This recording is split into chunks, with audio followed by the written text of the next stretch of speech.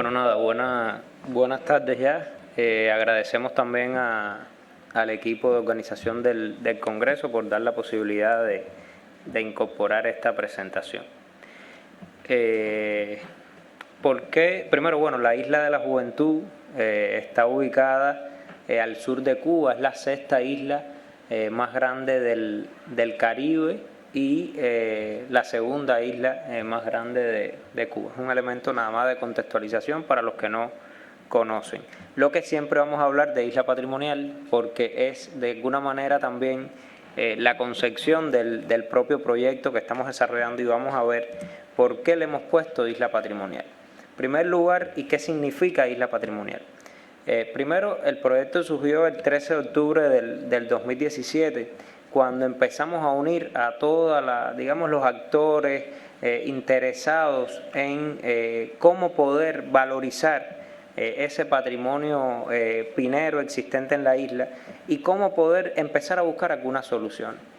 De proyecto empezamos a ver que varios, ideas, proyectos se empezaron a incorporar también. Y por tanto después pensamos que evolucionamos a plataformas para poder incorporar y no ser nunca un proyecto exclusivo, sino que pueda integrar a todos los proyectos, las ideas, los criterios que puedan estar.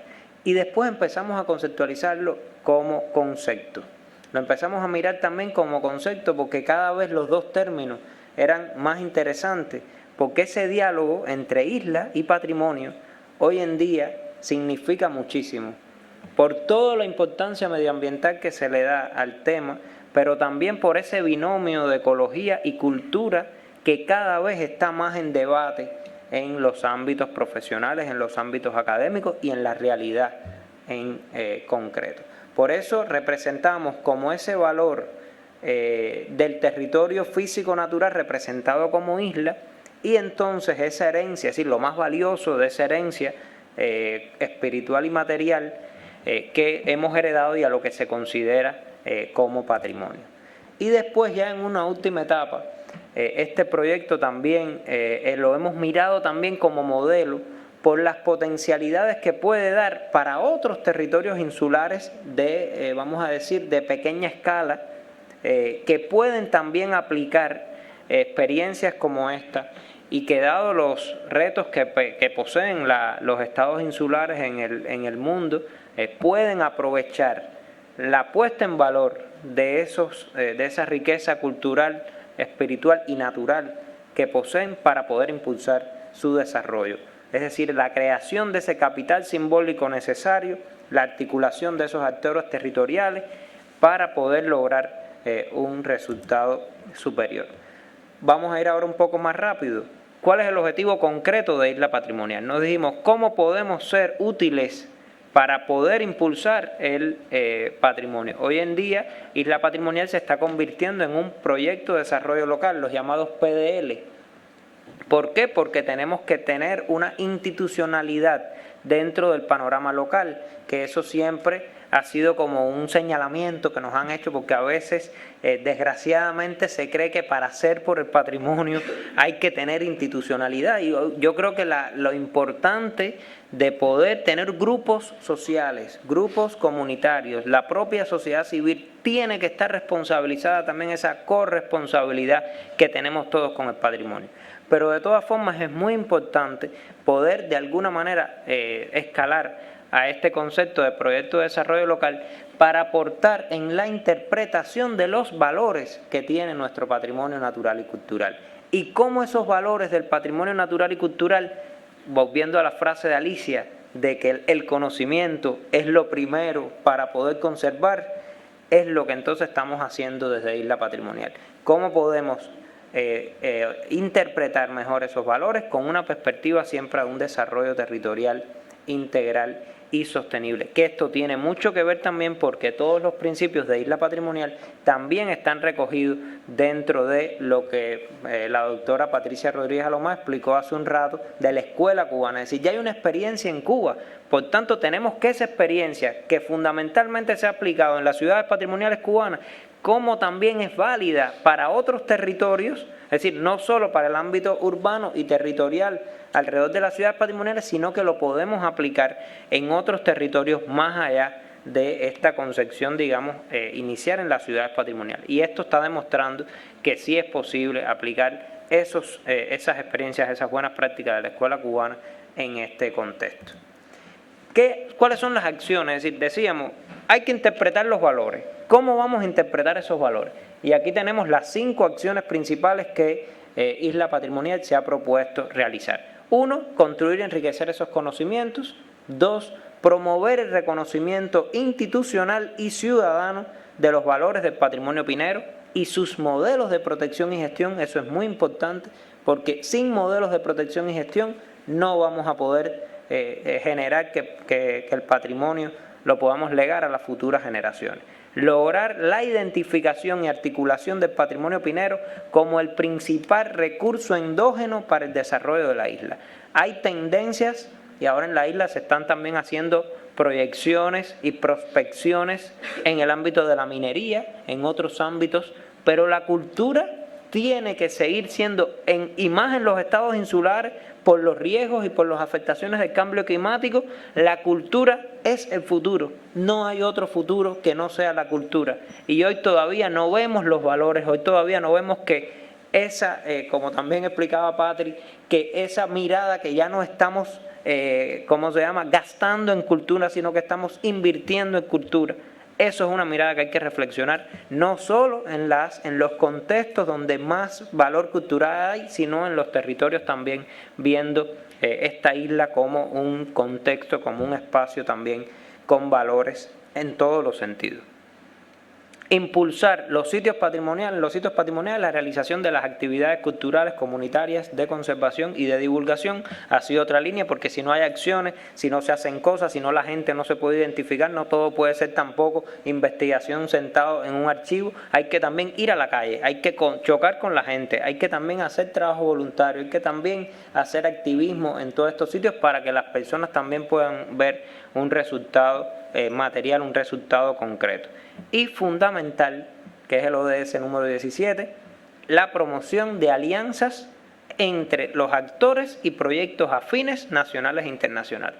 Por ejemplo, ahora se está también promoviendo en la isla, organizando ya en una etapa, vamos a decir, más en una última etapa, un proyecto dinamizador fundamental que va a ser para la isla, que es un festival de cine medioambiental que lo está promoviendo el actor Jorge Perrugurría, que se está denominando como Isla Verde, que va a ser un proyecto que va a ser fundamental en la articulación y en el posicionamiento y la valorización de nuestros recursos locales. Aquí están los principales tipos de patrimonio que tenemos en la isla. Esto es como un resumen desde una obra de arte con todo lo que tiene que ver con el arte rupestre y el sistema cavernario pinero, lo que es la arquitectura y el urbanismo de la isla, la presencia de Martí, que es uno de los vínculos históricos que también nos une a la isla grande con la isla pequeña, todo lo que es la historia de la navegación, que es fundamental para las islas, la conexión, el transporte,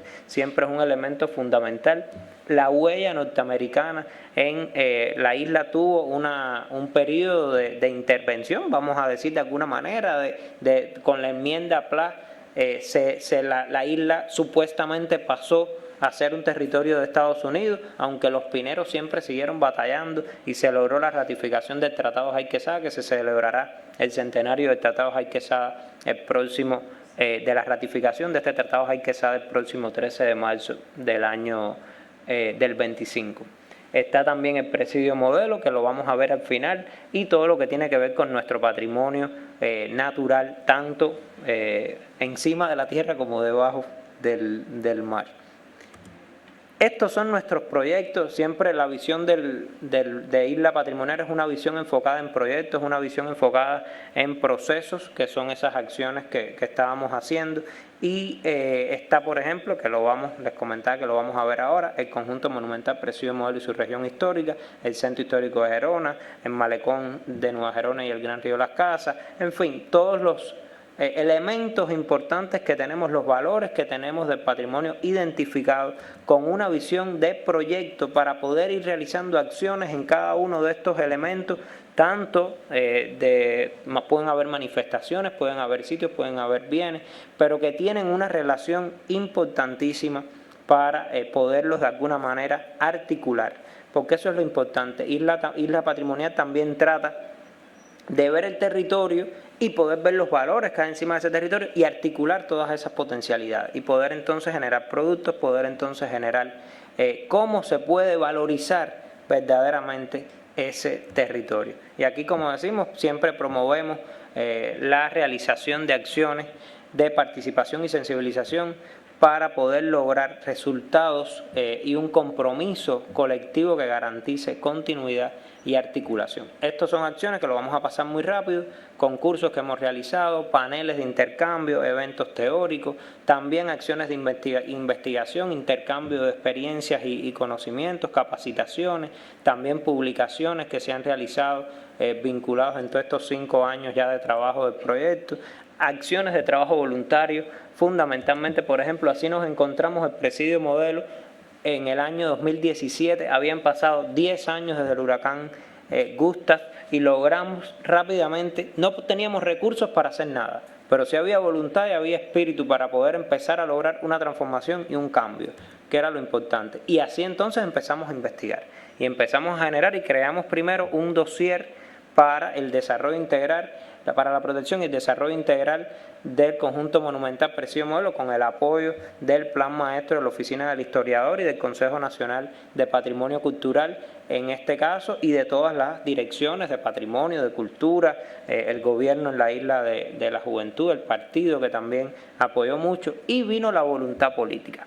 Es decir, cuando se empezó todo este proceso de llamar la atención, nos pudimos unir todos y hubo un gran apoyo de las autoridades locales y también de autoridades nacionales, que empezó un proceso de conservación y se empezó a apoyar y empezaron a haber algunas acciones concretas de mantenimiento y de conservación. Ya hoy, por ejemplo, se ha logrado que tenemos una circular con la circular número 4 con el techo ya nuevo, para no es tal vez lo que aspiramos, no es tal vez todo lo que queremos, pero hay que ir viendo la obra en un mientras tanto. Es un concepto que siempre tenemos, que ahora hay que proteger, que es lo importante, para poder entonces darle valor de uso, para entonces poder después lograr el proyecto y poder ir poco a poco avanzando en todo lo que queremos. Así ya está hoy en día esa circular del presidio y ahora vamos a ver en el final el proyecto del presidio. Tenemos en la isla, teníamos antes de Isla Patrimonial 4 monumentos nacionales, ya hoy tenemos en la isla 5 monumentos nacionales, que se logró el Cementerio de Columbia o Cementerio de los Americanos declararlo como monumento nacional.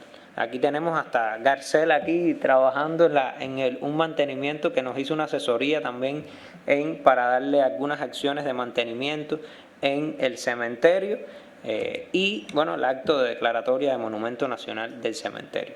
También en Punta del Este, que es uno de los sitios también de los monumentos nacionales que tenemos en la isla, y también tenemos aquí a Esteban, que es parte tuvo una conferencia ayer y que nos ha apoyado mucho, porque gracias también a la articulación y a la unión también con la Fundación Antonio Núñez Jiménez de la Naturaleza y el Hombre, ya tenemos hoy, no hemos hecho, lo que hemos hecho en la cueva han sido acciones de mantenimiento muy sencillas, muy puntuales, porque tampoco se puede hacer mucho, pero ya tenemos ya un modelo 3D de la cueva Punta del Este, que como todos conocen, las cuevas son espacios frágiles, el patrimonio en sí tiene una gran fragilidad y por tanto lo que hay que hacer es protegerlo de muchas maneras. Por ejemplo, ya tenemos un modelo 3D y con ese modelo además aparecieron alrededor de 40 nuevas pictografías que no la teníamos inventariada, que no estaban inventariadas, o algunas que se habían mencionado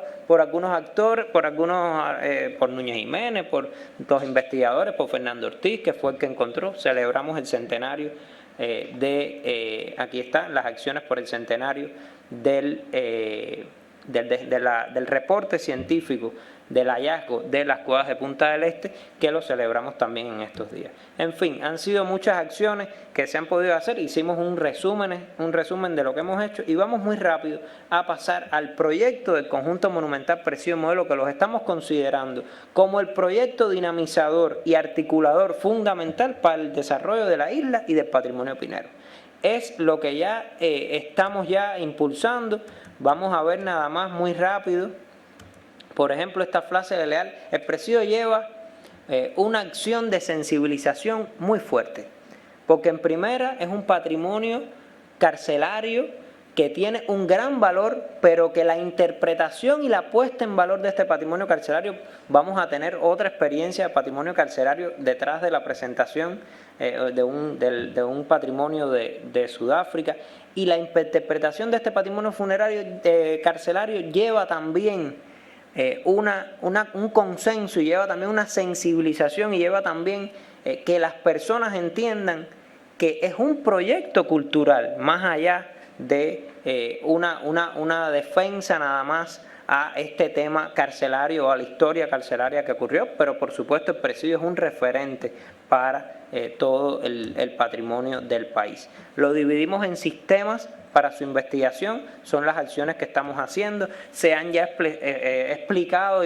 y conceptualizado sus valores, lo importante de que no solo se reconozca su significación y testimonio histórico, sino que también se valore su diseño del paisaje, su relación entre el paisaje y el medio circundante, las prácticas culturales, los aportes literarios, pero más importante, que tiene la excepcionalidad internacional, la tipología arquitectónica carcelaria, el diseño del conjunto carcelario y la relación entre la función y la forma, que es fundamental.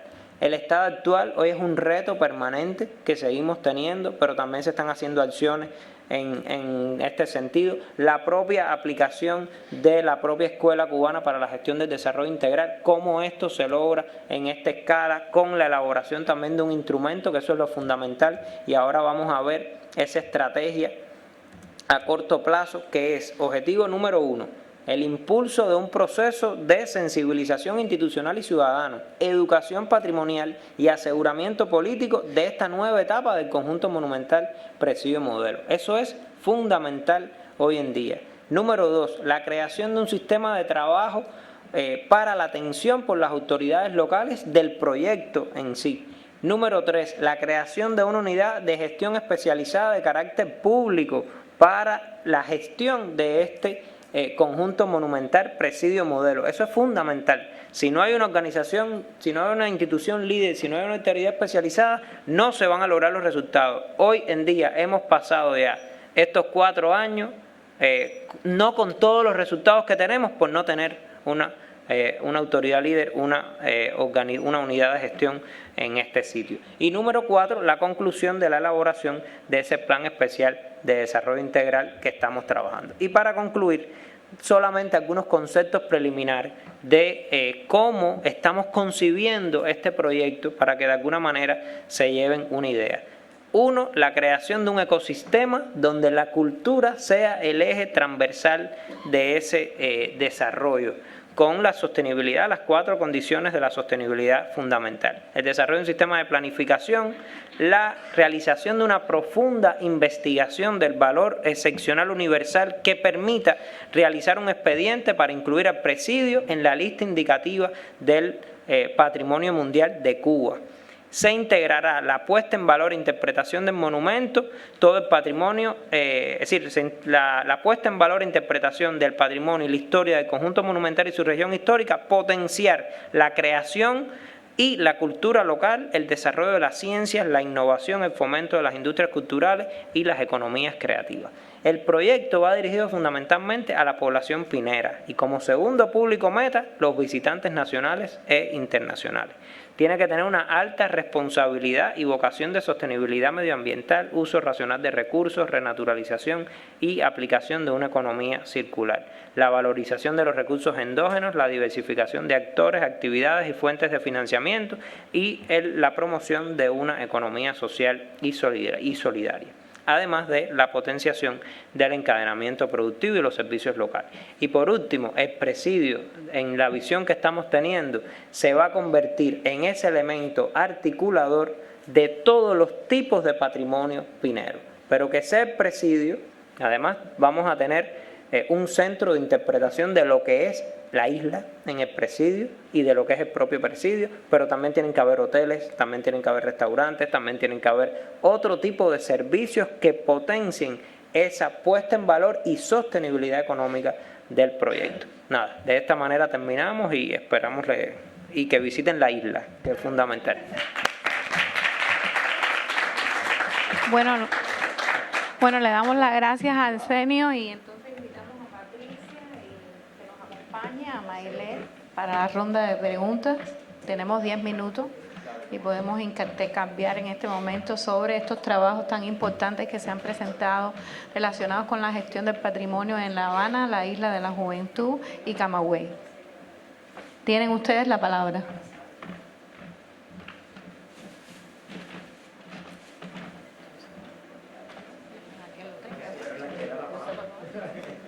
Pues arriba. ¿Alguna pregunta? Bueno, para Arsenio. Moraima Clavijo, presidenta del ICON, Cuba. Sí, el presidio, bueno, pues pasó por muchas etapas, algunas me imagino que antes de su nacimiento, en el sentido de qué se iba a hacer con él, bueno, por supuesto, incluyendo la etapa carcelaria. Y una...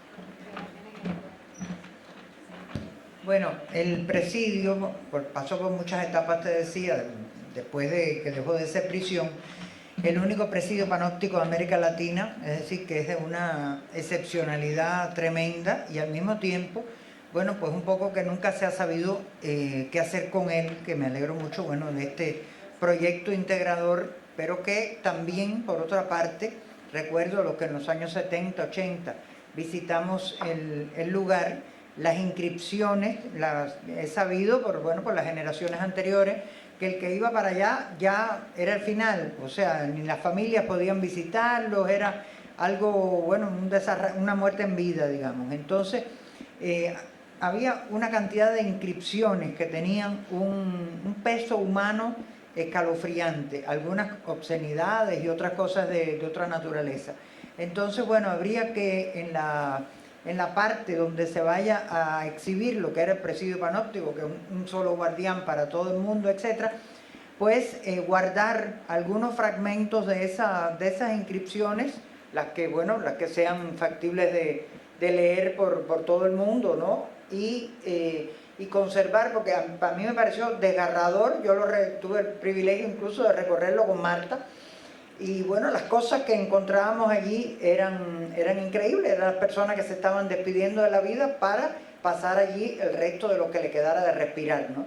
Entonces, esas inscripciones supongo yo que tiene que haber todavía en alguna de las circulares, y revísenlas porque, y si no, bueno, pues se hace cualquier técnica que permita de alguna manera reproducirlas, etcétera, porque era algo extraordinario, en especial en el caso de los presos comunes, ¿no? Porque bueno, ya la otra parte, la parte de Moncada está conservada, es decir, ya eso tiene otro carácter, pero lo que significaba que, bueno, como presos ir para ese lugar.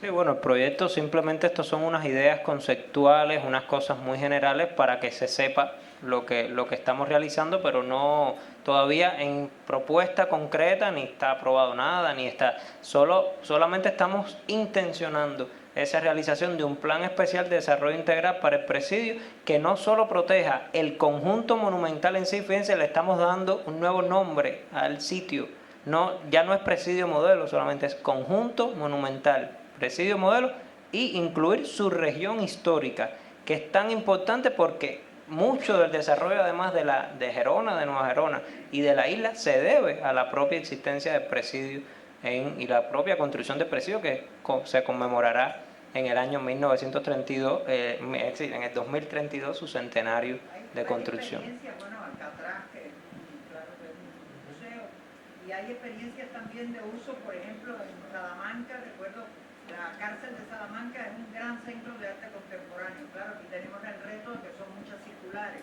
pero bueno, que los artistas lo intervengan, bueno, en fin, cosas. Se pueden hacer muchas cosas, hay que pensar.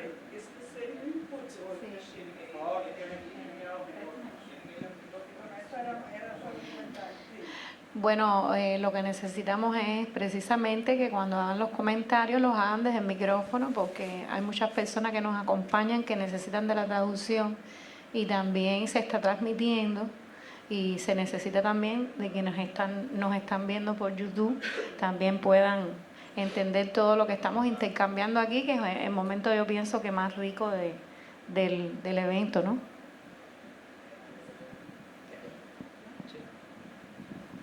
Bueno, otra pregunta.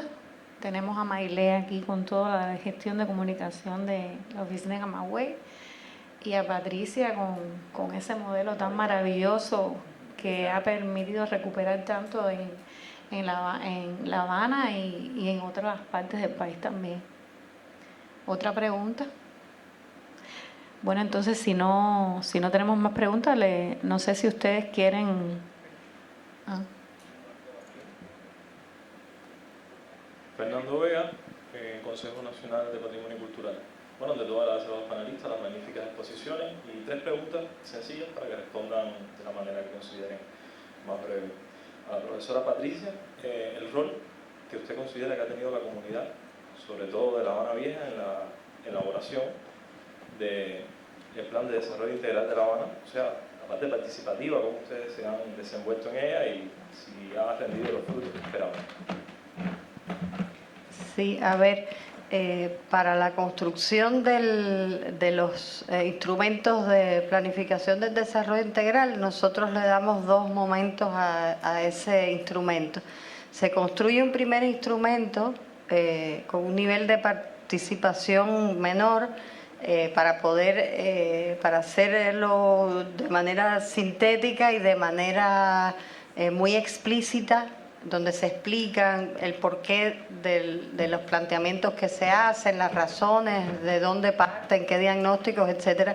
Y ese instrumento sale con un carácter de avance, es un instrumento orientativo y nosotros lo asociamos a un instrumento de algo que nosotros llamamos pedagogía urbana, para que las participaciones puedan ser realmente útiles y las personas entiendan perfectamente y tengan esa información y ese conocimiento del lugar para poder pronunciarse con utilidad. A partir de ese momento se hizo una consulta ciudadana muy amplia, se hizo por Consejo Popular y hubo participaciones realmente valiosas e incorporaciones al propio instrumento de algunos de los criterios expresados por la ciudadanía. También se hace ese proceso participativo con las instituciones, porque no todas las instituciones tampoco tienen la suficiente sensibilidad ni el conocimiento, y hubo aportes también en ese sentido. Después ya se construye con todos esos criterios el plan propiamente dicho, es decir, que es el que adquiere carácter vinculante, carácter de ley, de obligatorio cumplimiento. El primero es como orientativo y de pedagogía urbana para poder realizar un proceso complejo de consulta. Nosotros entendemos que esos procesos de consulta no son procesos cortos, a veces uno llega a determinados escenarios y te dice, bueno, no, en un mes no, en un mes no se puede consultar instrumentos de ese calibre, vamos a decir, ¿no? Eso es una práctica, vamos a decir, que se hace. Recientemente estamos haciendo la consulta del Plan Perspectivo de Desarrollo de la Bahía de La Habana, que es otro territorio grande que también planificamos, y en ese caso han estado implicados 7 municipios, y entonces se han hecho reuniones en todos los municipios por las circunscripciones. En fin, son procesos complejos, pero realmente enriquecen mucho, porque hay una sabiduría popular que hay que incorporar a los planes. Y luego, en la medida en que tú los construyas de manera más participativa, hay un mayor sentido de apropiación y luego se implementan con mayor facilidad. Hubo otro ejercicio muy interesante también que ha servido incluso de base como una experiencia que ahora se generaliza en todo el país, que es el presupuesto participativo. Es otro ejercicio de participación popular donde la ciudadanía decide determinados montos de presupuestos del Estado, en este caso asignados al municipio, a qué destinarlo. Y todo eso se sistematizó también y hoy día está sirviendo de base para generalizar en el país estos procesos que son tan importantes, porque la gente decida a dónde van determinadas cantidades de los presupuestos, ¿no? Más que satisfecho. Bueno, muchas gracias. Simplemente una pregunta sencilla para Maylene, si puede responder brevemente. ¿Han podido hacer estudios de un antes y un después de realizar las campañas comunicacionales? ¿Cómo ha influido la identidad de los camagüeyanos en el trabajo de la oficina? A ver, los estudios de control que se hace y de evaluación que por lo general se hacen después de las campañas de comunicación son realmente a veces un poco largos de hacer y complicados, pero sí hemos podido tener ejercicios de retroalimentación sobre después de haber implementado las campañas de comunicación. Te ponía un ejemplo, o sea, les traía un ejemplo sobre el tema de la campaña de Ciudad que Vivo, Ciudad que Soy, donde la gente identificó, o sea, después usted conversaba con la gente o realizaba determinados ejercicios, determinados instrumentos, por ejemplo, en las actividades socioculturales, que es un público que usted tiene a la hora, o sea, cautivo allí a la hora de poder aplicar determinados instrumentos, y las personas incluso reconocían algunas indisciplinas que no veían hasta ese momento como indisciplinas, y a partir de la implementación de la campaña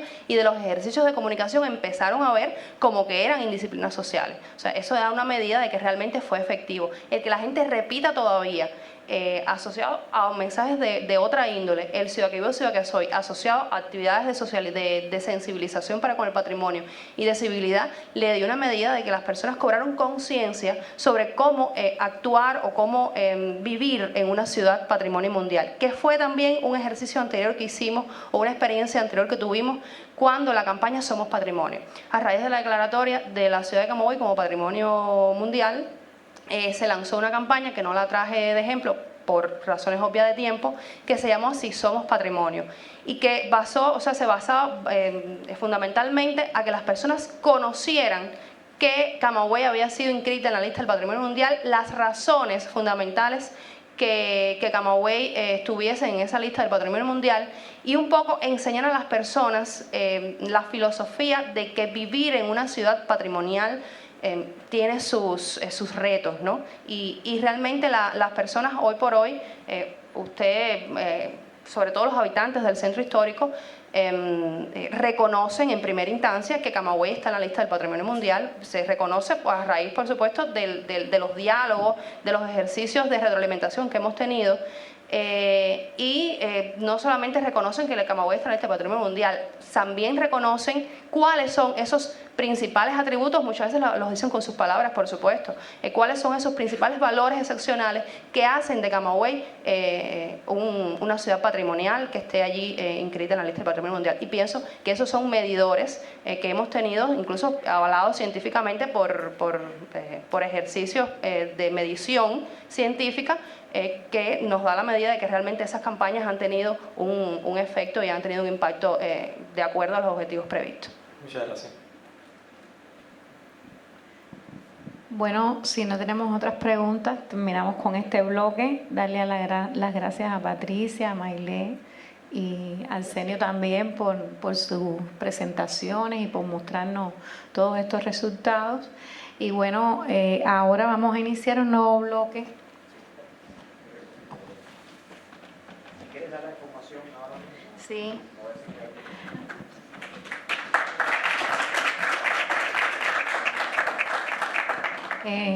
Antes de iniciar el bloque queríamos informarle lo siguiente. La clausura del evento se adelantó para las 6 de la tarde. Cuando termine en todas las presentaciones, primero vamos a almorzar. También nos han informado que ya después del almuerzo vamos a tener 2 visitas. Una al Museo Nacional de Bellas Artes y otra al Capitolio. Por supuesto, las personas van a tener posibilidades de escoger hacia qué visita quieren ir y sí, todos deben estar puntualmente a las 6 de la tarde para la clausura del evento. A las 2:45 sale la guagua para el Capitolio. Y bueno, como nos dice Garcel, a las 2:45 sale la guagua para el Capitolio en caso de que hayan personas que van a esta visita.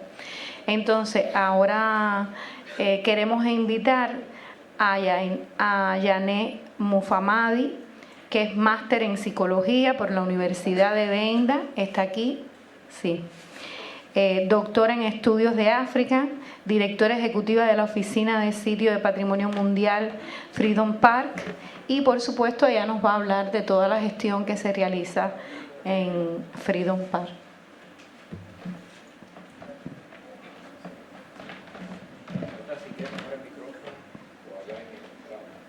¿Va a poner desde aquí o desea el micrófono? Okay.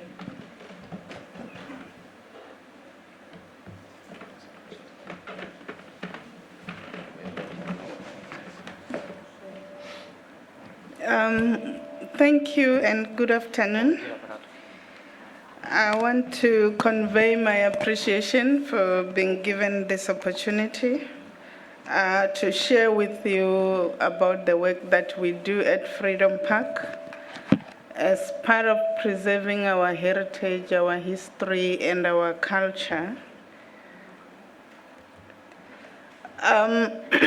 I think the context of the institution that I work for, it's a heritage site. It's a museum that was conceptualized after the attainment of our democracy in 1994.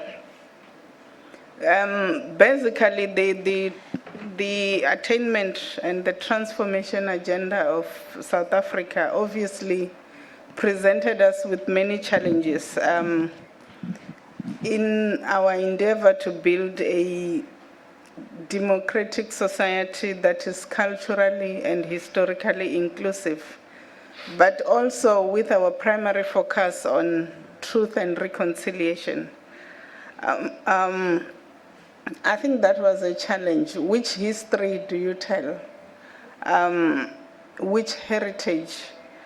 And how do you preserve this as an inclusive, united society, especially coming from a divided past where the larger part of the population's history was negated as backwards or primitive and whatever names were given. So the conceptualization of Freedom Park was basically to try and move towards building an inclusive society, if you like, a rainbow nation. But key to the processes that we followed, especially in the preservation of our history and heritage, was firstly to correct the distortions of our history by the colonial masters who came and misinterpreted our history and heritage in terms of trying to identify who we are. But we wanted to foster an opportunity to emancipate our own voices as Africans. Who are we? Where do we come from? And where do we want to go? And to do this from an insider perspective, not from the outsider's perspective. How do we see ourselves and how do we understand who we are as a nation? But this process was also for us mainly part of redress. Redressing the past imbalances in South Africa. But we wanted also to come up with what we call alternative forms of memorialization to affirm our own values and knowledge systems. And our argument here is that some of the methods that are classified as universal are exclusive and are not necessarily integrative in terms of how our knowledge is packaged. For example, from an African perspective, as much as you can talk about history, heritage, culture, spirituality, and indigenous knowledge systems, these are not necessarily compartmentalized because when you look at a human being, you look at a human being from a holistic point of view. So in our narration and preservation of history, we don't do the categorization. We integrate everything because this is what makes us who we are and fully human. And we wanted to express that because we believe that if our voices are not emancipated, then we are not truly free as a South African society. So basically, using Freedom Park as an example, these are some of the ideas that I thought I should share with yourselves.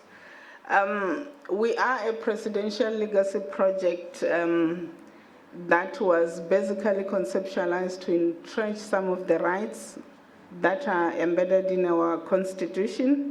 But I think the main purpose was really to challenge those who come to visit us at Freedom Park to reflect on our past with a view to improve the present and address through the museum and the memorial center the current challenges, but also to build a future as a united nation. So we stimulate a lot of reflection, a lot of dialogue to say, who are we, where are we, and where do we want to go? Freedom Park was conceptualized after the first democratically elected President Mandela made a statement during our celebration of Freedom Day in 1999. And he spoke about the creation of a monument to remember all South Africans who sacrificed their lives so that we should be free.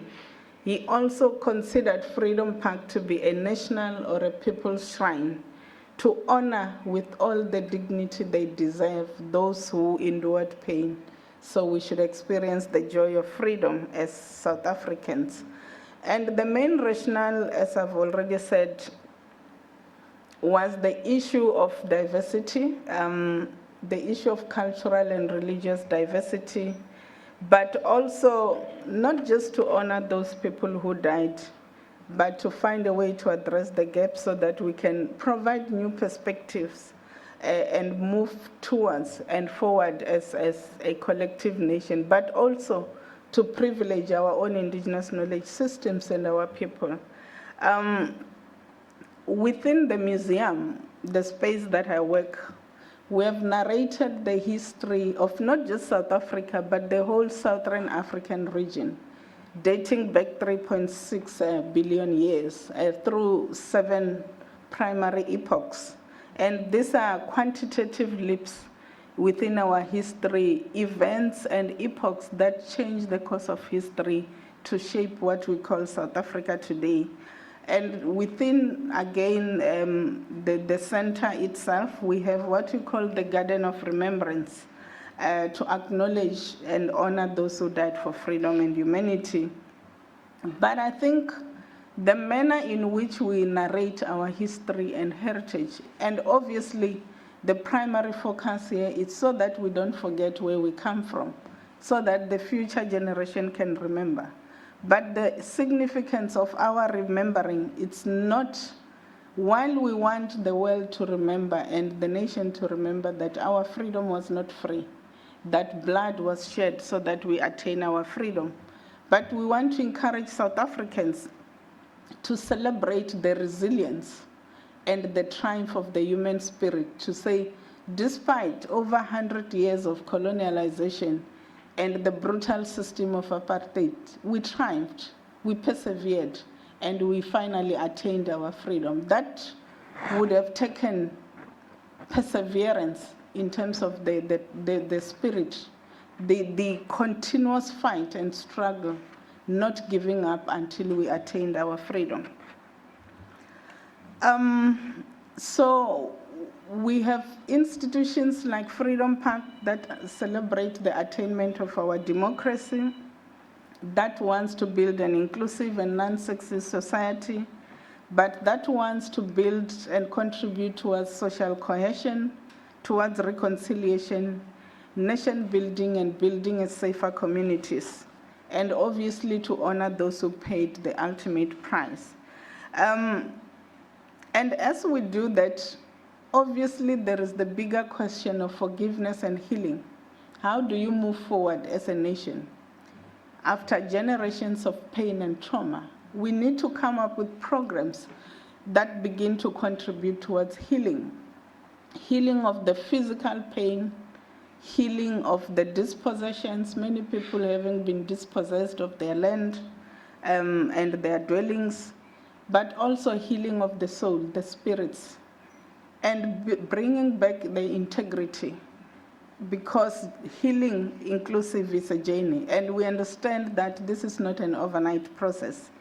And the manner in which we then conceptualize Freedom Park, and we do this within the context of other heritage sites that were there previously before the attainment of our democracy.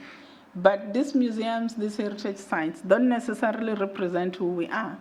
We don't associate and relate to what is included, and therefore we, through Freedom Park, conceptualized a museum and a memorial that talks to us in terms of who we are. So everything from the design, the architecture, the aesthetics, the contents of Freedom Park talks to the people. And people here in our diversity, it's not about the victor who won, because you would know that our freedom, as much as we fought, was eventually settled through a negotiated settlement. And therefore, everybody as South Africans, we consider all races having been victims, because even those who perpetuate apartheid were victims of not knowing any better. They were victims of their own ignorance. And therefore, within the journey of healing, they need to heal and forgive themselves as much as we are working towards forgiving each other. So we wanted to build a multi-purpose, multilingual, multicultural center that talks about who we are collectively. And in the manner in which we conceptualized our memorial center, we looked at the 8 conflicts that shaped what we call South Africa today. So if you come to Freedom Park, for example, you will learn about the pre-colonial wars, the wars that South Africans fought amongst themselves before colonialization. You will learn about the wars of resistance, resisting colonialization, especially by traditional leaders who tried to fight the dispossession of their land, their fields, and their animals. The genocide that was meted out, especially for the Khoi and San people within our region, and the different forms of slavery that we have. And within that, the South African War, or what is popularly called the Anglo-Boer War, it's highly memorialized in various forms. But in that, all those memorial centers, African blacks in particular who fought on either side were not acknowledged. And therefore, through Freedom Park, we're acknowledging and giving them back the honor of having participated.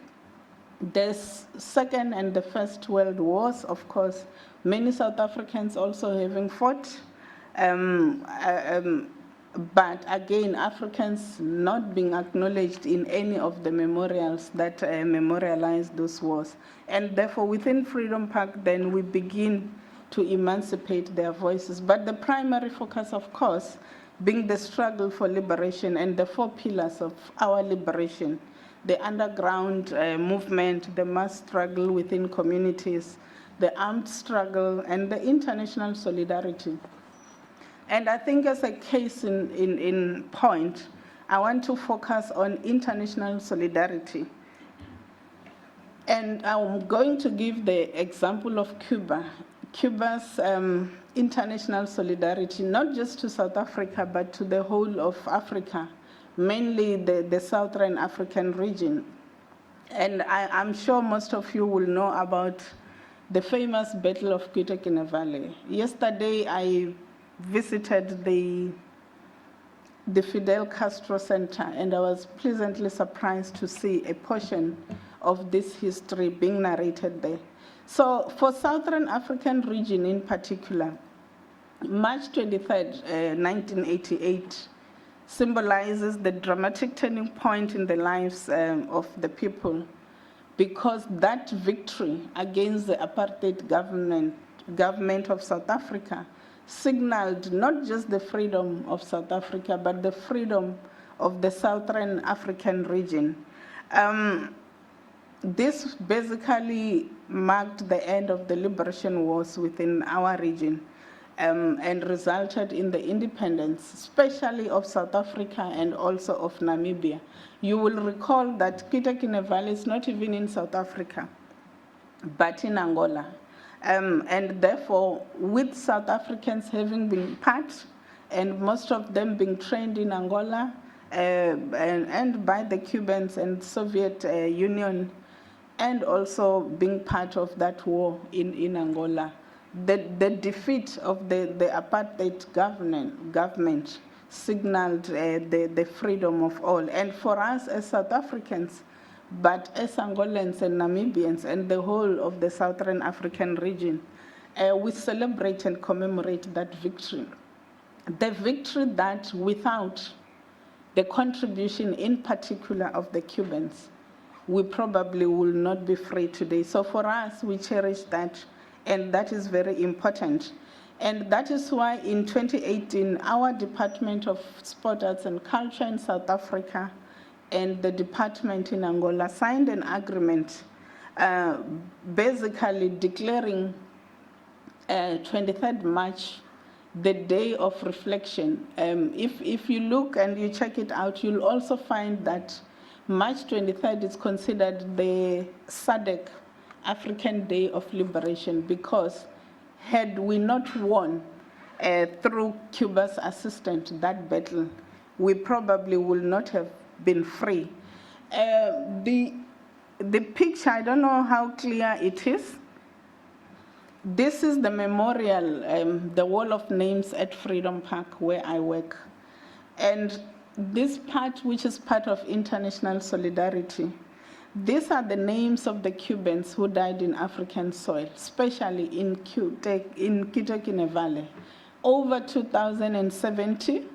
I think the number is slightly more, because I saw at the center yesterday that it's over 2,100 and something, which is something we are going to look at. If you look at these names, I'm sure in terms of the names and the surnames, you can recognize familiar names, because these are the Cubans who died in African soil, particularly who sacrificed their lives so that we can get our freedom. And because of that, we do have annual commemorative events.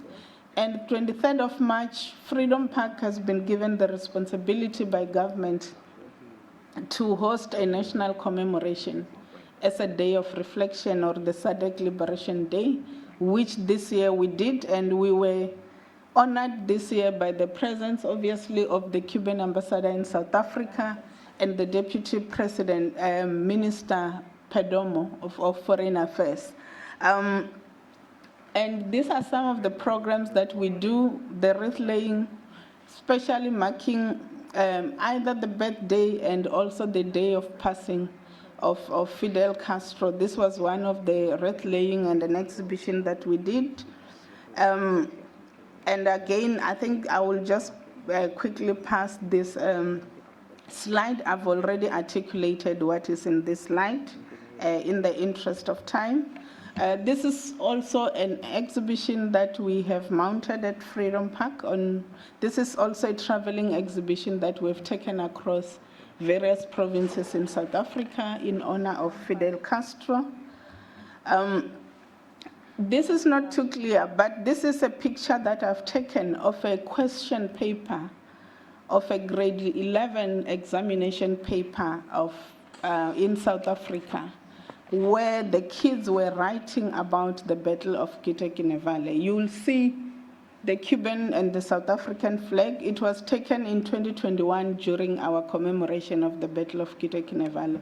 So when we talk about alternative forms of memorialization, we're looking at beyond the physical structures, where through the education system we memorialize, and through the naming of streets or towns we still memorialize. I think as I sit down, because my time has run out, I just wanted to encourage and to say, through Freedom Park, for us, we believe that preservation of memories and history and heritage is very important. And it is true that, especially within our context of South Africa, in our journey and endeavor towards equality and redress, but most importantly, the assurance of non-repetition of those atrocities that happened. When you have fought for the freedom, we know you also fought for your freedom prior to you assisting us. You need to cherish that, because if we are not careful, you can regress, and people forget quickly, and we can have other conflicts. That takes all the hard work that we have went through away. And in our endeavor to remember, we also remember those who were with us during our hour of need. And Cuba becomes one of the central. What I need to say is also that within our wall of names under international solidarity, Cuba has the most names of those who died compared to any other country, even some of the SADC countries that assisted us. So for us, that is very important. And what is important, as was said, was that when the Cubans left Africa, all they took was the remains of their loved ones who died in African soil. They did not take golds or diamonds or anything. So we appreciate that, because usually any aid comes with strings attached. But in the case of Cuba's assistance to Africa, there was no strings attached. And therefore, as we build this nation, we want to move towards shared dreams for the future, not just for our regions, our countries, but for humanity in general. I thank you.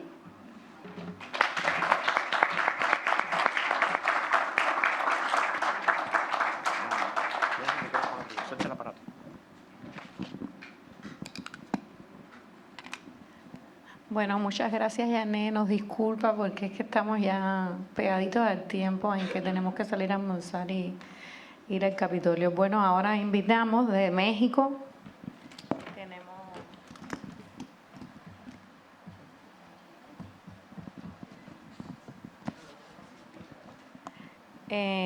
Tenemos de México a Aida Carvajal García,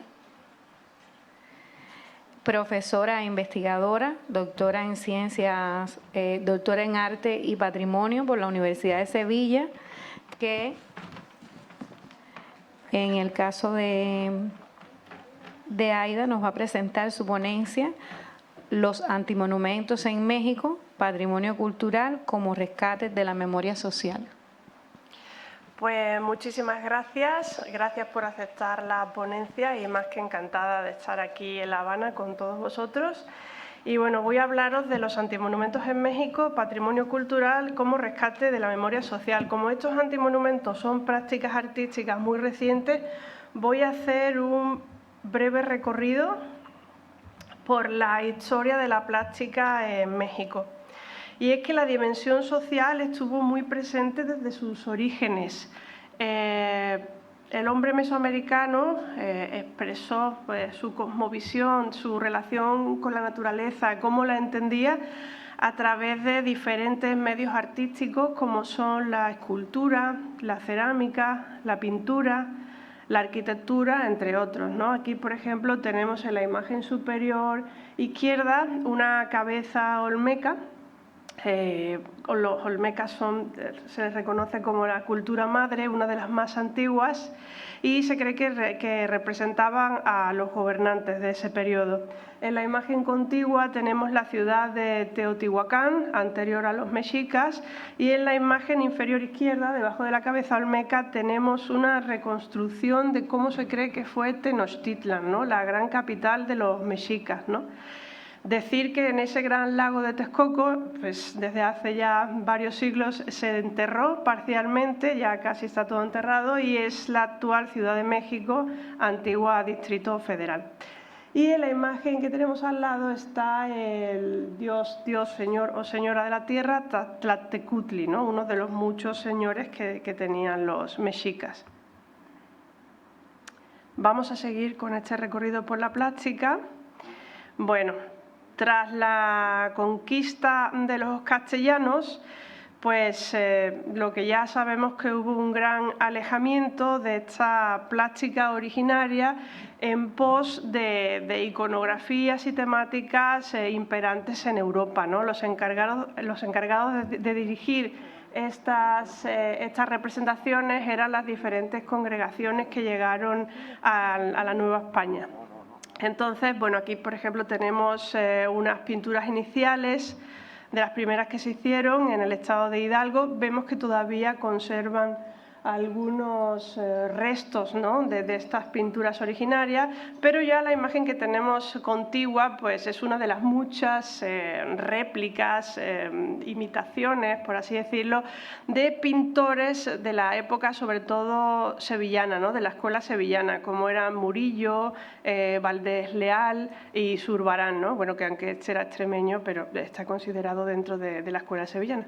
Entonces, también en la arquitectura tenemos ahí la Catedral Metropolitana de la Ciudad de México, y ahí al lado tenemos un retablo muy barroco. Ya no solo se imitó, sino que incluso en algunos casos se perfeccionó, y además siempre se hibridaba algo con la plástica local, ¿no?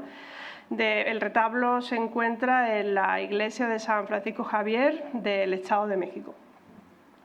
Bueno, vamos a seguir avanzando en este recorrido muy simplificado, ¿no?, de la plástica mexicana, y es en la época del Porfiriato. Justo en este periodo se encontraba el país en gran depresión, ya que había perdido gran parte del territorio norte en manos de los Estados Unidos, y se decidió recuperar ese pasado glorioso indígena, sobre todo rescatando la figura del Tlatoani Cuauhtémoc, que se caracterizó por resistirse pues, a ser bautizado, ¿no?, resistirse pues, a esa conquista castellana, ¿no? Durante este periodo se realizaron muchas pinturas, esculturas con temáticas del martirio de Cuauhtémoc, o por ejemplo esa estatua de Cuauhtémoc, esta escultura que está en el Paseo de la Reforma, ¿no? Dos puntos importantes aquí: si bien se recuperó esta temática, lo curioso es que los indígenas o los nativos o los originarios, ¿no?, en este periodo sufrieron una gran discriminación, exclusión y hasta exterminio, ¿no?, como fue el caso, por ejemplo, del pueblo yaqui. Y también decir que aunque se recuperó, como digo, pues esta temática, no se hizo al modo, desde un punto de vista formal o estilístico, en el que se hacía anteriormente. Como vemos en la escultura, pues tiene una similitud con los emperadores romanos, por ejemplo, ¿no?, con ese contraposo y ese tipo de tratamiento del ropaje. Entonces sí se recuperó la temática, cierta temática, pero no se hizo en el modo que se hacía anteriormente. Bueno, durante la Revolución Mexicana hubo pues una revolución en la plástica de la época, porque coincidió con el surgimiento de la fotografía y coincidió también con el inicio de la Revolución, ¿no? Esta circunstancia es un poco la culpable de que en la actualidad pues todavía se tenga este estereotipo del mexicano con el bigote, sombrero de ala ancha y el zarape, ¿no? También en esta época pues se difundió la gráfica, el grabado. Aquí tenemos un grabado de Guadalupe Posada, ¿no?, que yo creo que él nunca jamás se habría imaginado que sus Catrinas, que posteriormente se llamarían así, se convertirían en un elemento local, reconocidos como mexicanos en cualquier parte del mundo, ¿no? También son las primeras críticas sociales hacia la política, por ejemplo. Ya en el periodo posrevolucionario, ya estamos ya mucho más cerquita de la actualidad, pues surge un movimiento propiamente mexicano, el muralismo, ¿no?, con esos tres grandes muralistas, Rivera, Siqueiros y Alfaro. También muchas de las vanguardias artísticas que surgieron en Europa y en Estados Unidos tuvieron sus movimientos representativos aquí en México, como la surrealista Remedios Varo, entre otras, y las abstracciones geométricas, ¿no?, que han tenido como mucho arraigo en México. En la actualidad todavía se trabajan las abstracciones geométricas, ¿no? Ahí tenemos las torres de satélite de Matías Geritz y Barragán. Y llegamos a la actualidad, ¿no? Obviamente lo conceptual y todo el posmodernismo también tuvo un arraigo muy fuerte en el país. Podemos decir que hay un panorama bastante ecléctico, todavía seguimos con esa vertiente conceptual, se sigue reproduciendo la figuración humana con estándares académicos, clásicos, se sigue trabajando el mural, pero bueno, ya un poquito adaptado al tempo contemporáneo del graffiti y, como digo, la abstracción geométrica que sí tuvo mucho arraigo y hubo muchos pintores que la siguieron trabajando y la siguen trabajando en México. Bueno, perdón, creo que le di al final. Un segundito. Ya. Ahí, estábamos ahí. Bueno, esto en cuanto al circuito institucionalizado, que es el que más conocemos porque está soportado por las instituciones y es el que más difusión tiene. Pero de lo que voy a hablar ya brevemente en el tiempo que me queda son de los antimonumentos, ¿no? Que están totalmente al margen de cualquier racional capitalista, ¿no? Viene del término contramonumento que se utilizó a mediados del siglo pasado y en el caso de México son instalaciones escultóricas de gran formato que se suelen colocar después de una manifestación. Digamos que no se pide ningún tipo de permiso urbanístico y está financiado con incentivos de asociaciones civiles, sobre todo, y familiares de víctimas, ahora hablaremos de qué, ¿no? Entonces, su mayor importancia, más allá de sus valores estéticos, formales, estilísticos, es el de seguir reivindicando justicia por hechos que todavía no fueron resueltos, ¿no? Se colocan por lo general en lugares de mucho tránsito.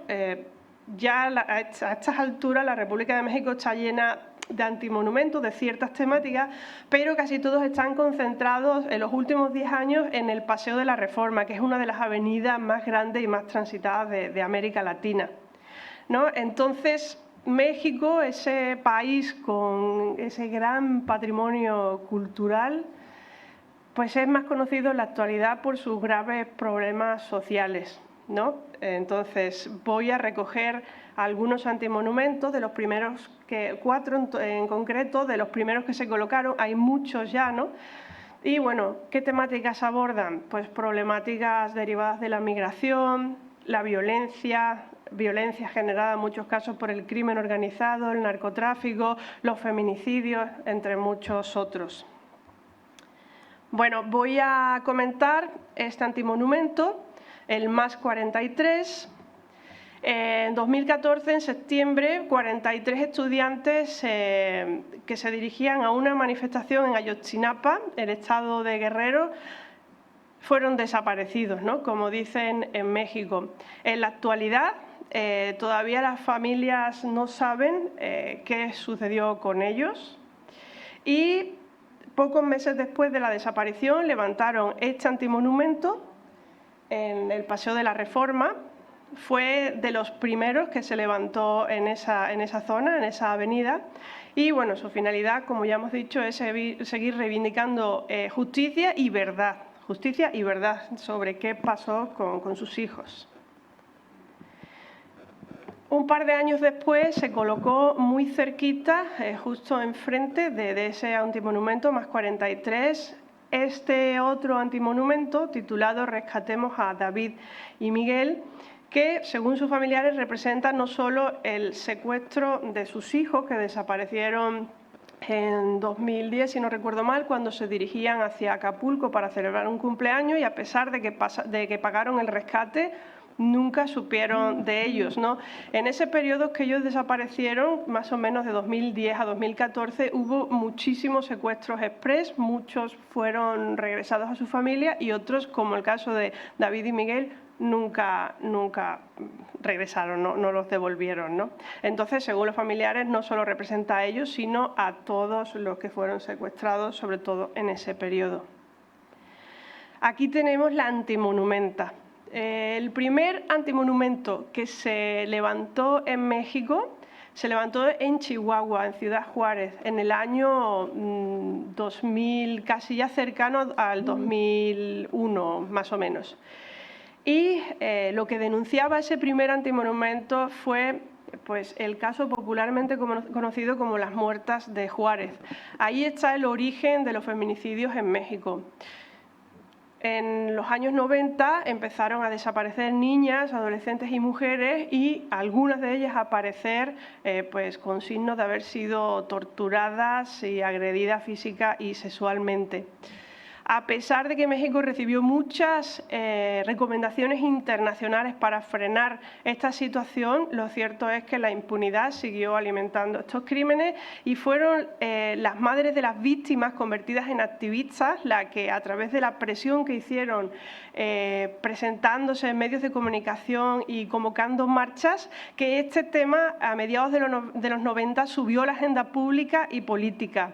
Entonces, como digo, el primer antimonumento surgió en Chihuahua, lo realizaron las madres de las víctimas de las conocidas como las muertas de Juárez, y en 2019 colocaron esta antimonumenta, así la llaman, justo enfrente de Bellas Artes, que también, bueno, quien ha estado allí sabe que además del Paseo de la Reforma, esta avenida que desemboca en Maderos es una de las más transitadas, ¿no?, del país y del continente.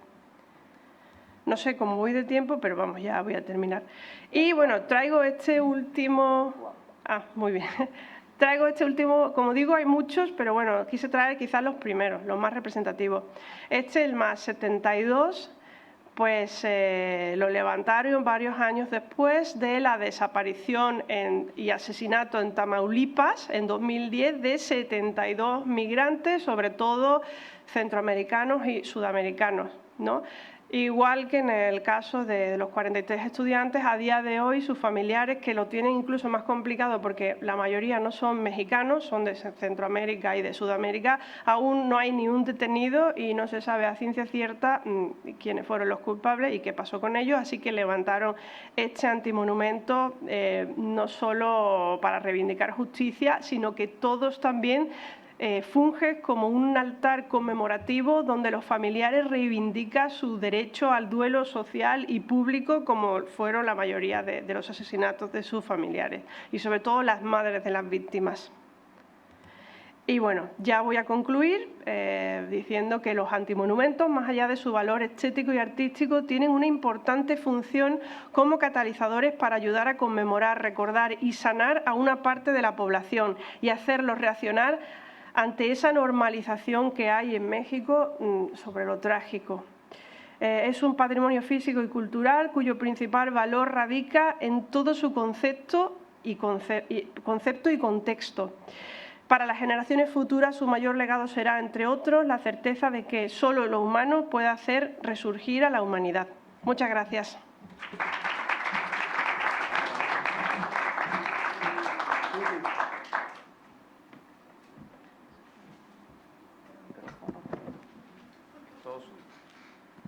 Bueno, ahora vamos a pasar a presentar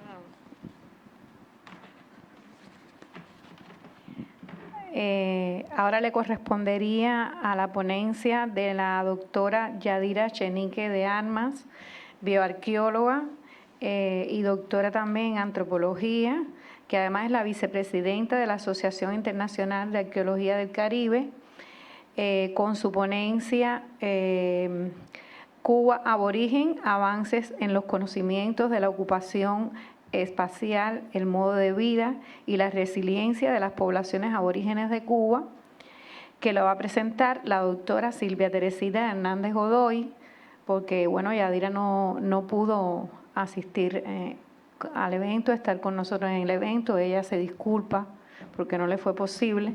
Y bueno, esta presentación la va a hacer la doctora Silvia Teresita Hernández Godoy, que además de eso es arqueóloga, es investigadora titular y también pertenece a la UNIAC y es investigadora, también pertenece al Instituto de Investigación del Caribe de la Universidad de Winnipeg, Canadá. Sí, buenas tardes. Agradecemos al Comité Científico del evento por darnos la oportunidad de presentar nuestro trabajo en este prestigioso certamen.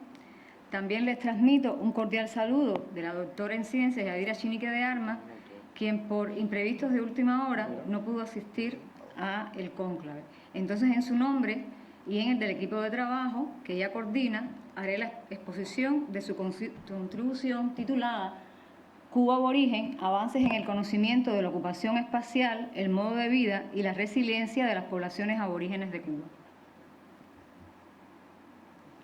El programa de investigación Cuba Aborigen tiene sus raíces en los proyectos de colaboración Cuba-Canadá iniciados entre el año 2015 y 2018 por la Universidad de Winnipeg, el Instituto Cubano de Antropología,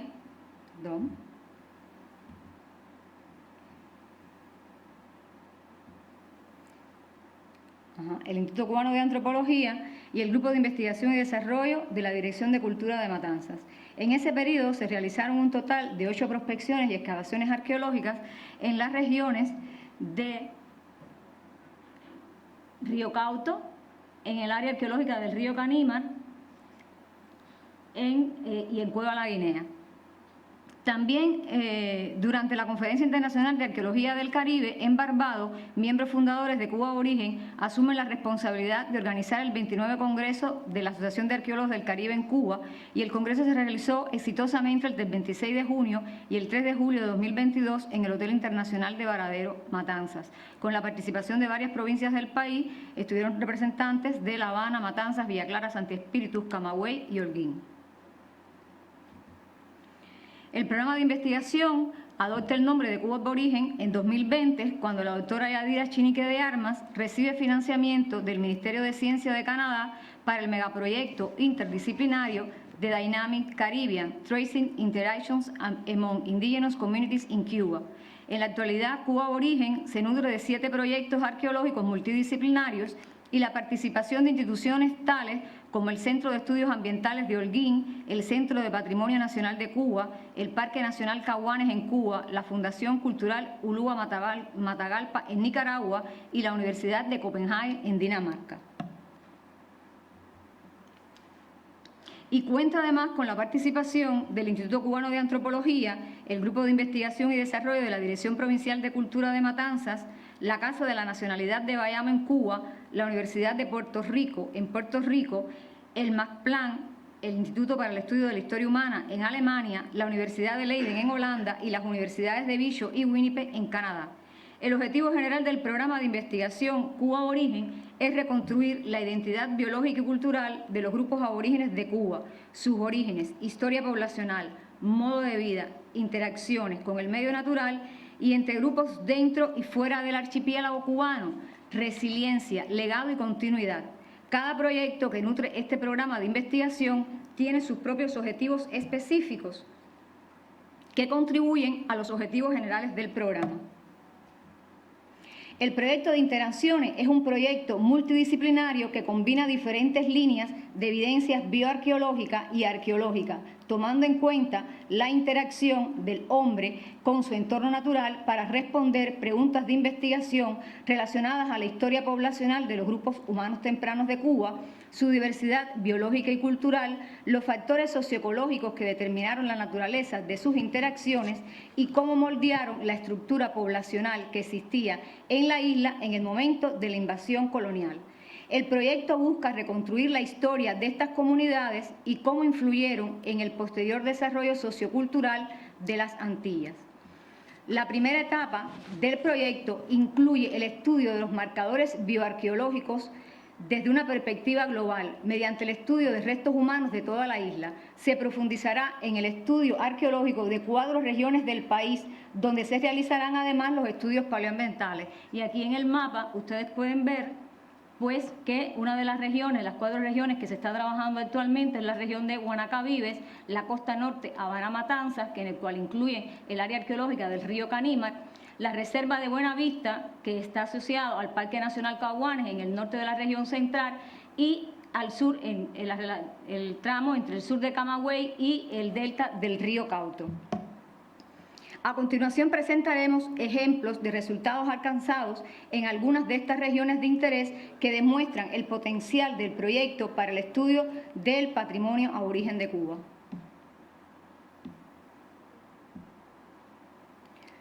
Hasta el momento, o sea, antes del inicio del proyecto, en Cuba existían 140 fechados radiocarbónicos y muy pocos en restos óseos humanos, salvo los que se habían realizado en el sitio Chorro de Maíta en Holguín.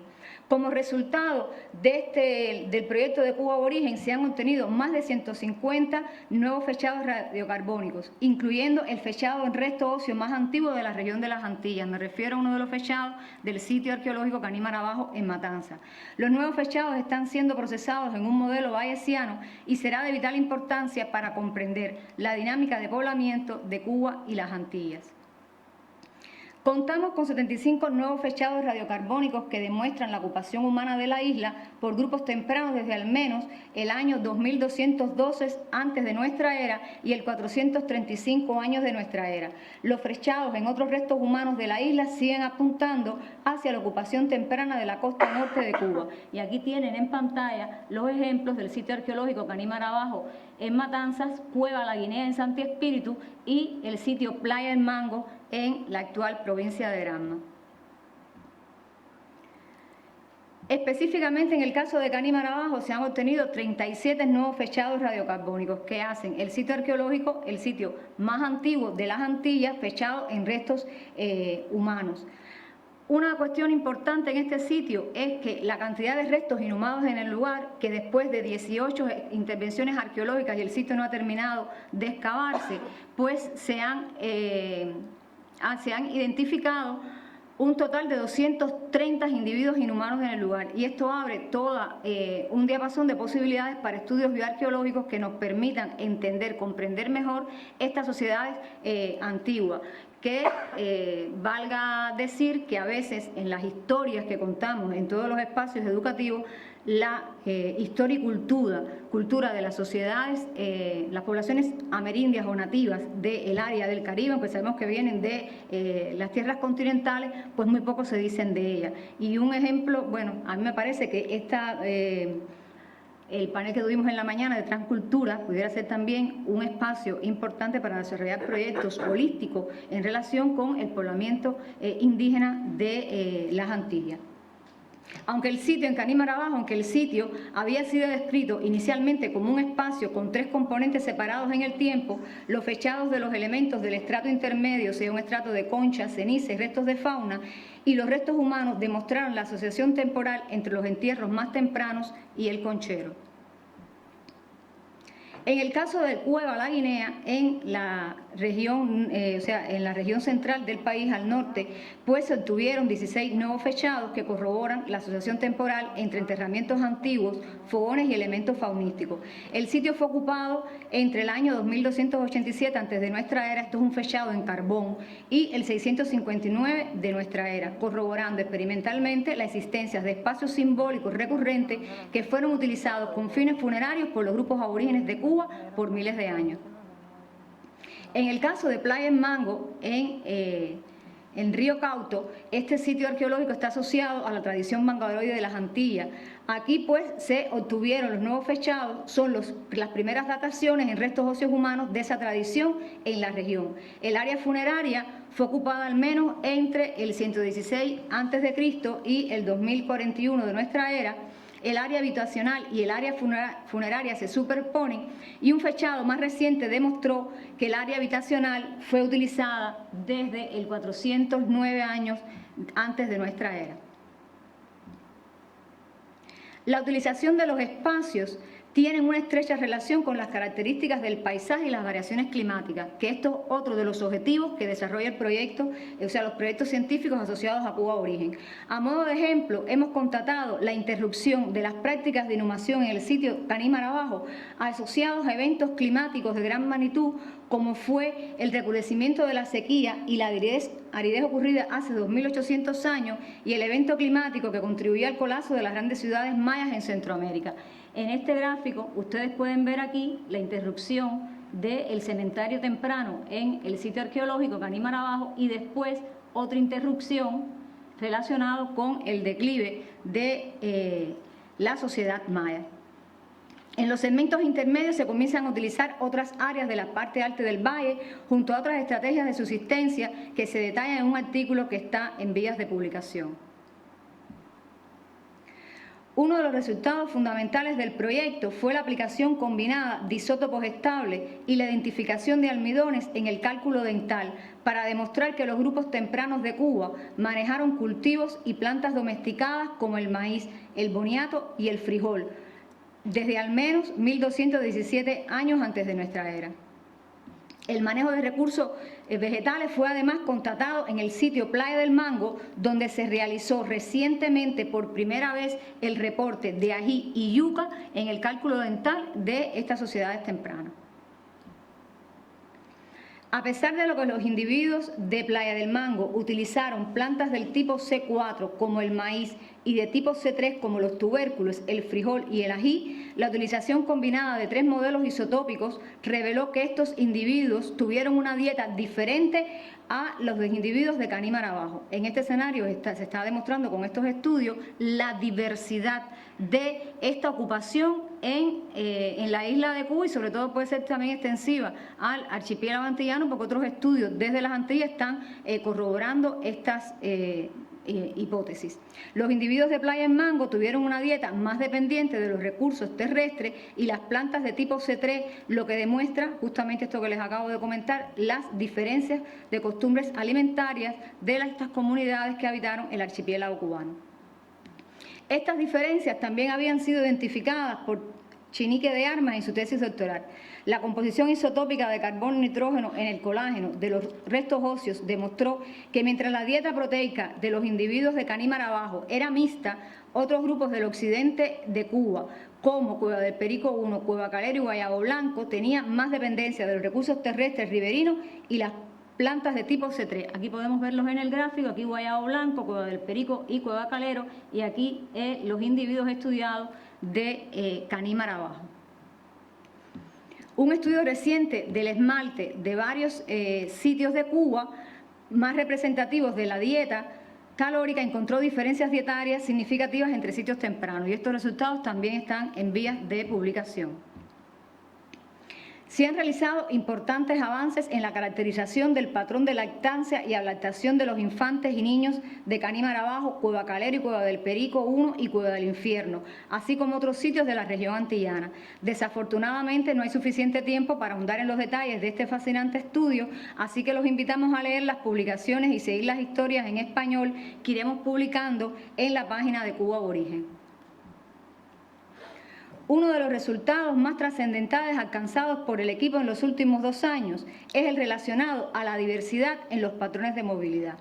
Recordemos que los grupos tempranos han sido caracterizados como poblaciones nómadas de recolectores, pescadores o cazadores sin tradiciones cerámicas ni producción agrícola. Los supuestos relacionados a las costumbres alimentarias y a la utilización de cerámica por algunos grupos han sido actualizados a partir de la identificación de fragmentos de cerámica en el horizonte temprano de las Antillas hacia al menos el 550 años antes de nuestra era. Sin embargo, esta es la evidencia experimental más temprana de que grupos como los del cementerio temprano de Canímara Bajo tuvieron además una movilidad residencial reducida. Un individuo del cementerio temprano, el E105, se identificó como un migrante. En este caso, los estudios de isótopos de estroncio, o sea, los valores, los puntos más oscuros, pues pertenecen al cementerio temprano y los puntos más claros hacia los individuos del cementerio tardío. Y ustedes ven cómo este individuo, el 105, pues está fuera de estos esquemas. En el caso de los individuos de Playa del Mango se observa una mayor diversidad isotópica. Los análisis combinados con otros isótopos de carbono y oxígeno sugieren que estas poblaciones se movían por áreas isotópicamente diversas para la obtención de los recursos. Aquí se ve la variación de estos individuos de Playa del Mango. La combinación con isótopos de carbono también apoya que una mayor diversidad también en costumbres alimentarias existió entre los individuos del cementerio tardío con un mayor número de posibles migrantes. Tenemos el caso del E94, en este caso el estudio del primer morar pues da resultados con que tuvo parte de su vida, o sea, nació en esta área, después se fue del valle y fue enterrado en el sitio Canímara Bajo, o sea, se fue del lugar y después vinieron, lo trajeron para ser inhumado en Caní-Marabajo. Esto demuestra los vínculos entre los individuos de Caní-Marabajo y el espacio funerario. En el caso del E2 también parece un migrante proveniente de una región con valores de estroncio altos y una dieta donde los recursos de tipo C4 como el maíz fueron también importantes. Aquí se ve que este individuo sale del esquema general de los demás estudiados. La excepción en este caso es el E105, que ni nació en el Valle del Río Canímar, vivió fuera y después vino y fue enterrado en este lugar. El E105 también es el individuo más tardío del cementerio temprano y se le identificó pues una deformación dental. Cuba Origen trabaja en la actualidad en el establecimiento de nuevos proyectos arqueológicos con entidades cubanas y con entidades también del área de la región circuncaribe. También trabaja en el estudio potencial de otras áreas seleccionadas que tienen relación con los resultados obtenidos en los últimos 2 años. También intenta, pues tener una expansión a otras áreas de interés ya identificadas, la creación de una revista científica y una editorial. También planifica entrenamientos, cursos de posgrado y pregrado, la divulgación de la información generada para el público local en los idiomas de las Antillas y también, fundamentalmente, está trabajando para todos estos resultados, entregarlos a cada una de las provincias, los centros provinciales de patrimonio cultural, para que estos nuevos resultados científicos sean integrados a las propuestas, ya sea en los discursos museológicos, museográficos o de gestión patrimonial que tengan en sus territorios. Muchas gracias.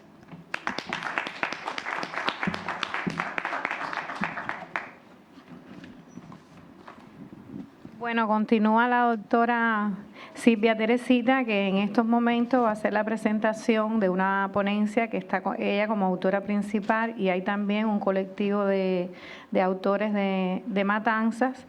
El título de la ponencia es MACA, una propuesta de museo arqueológico en la ciudad de Matanzas. Qué pena que no tengo mouse, pero bueno, me enredé un poquito con esto, pero no pasa nada. No, ya.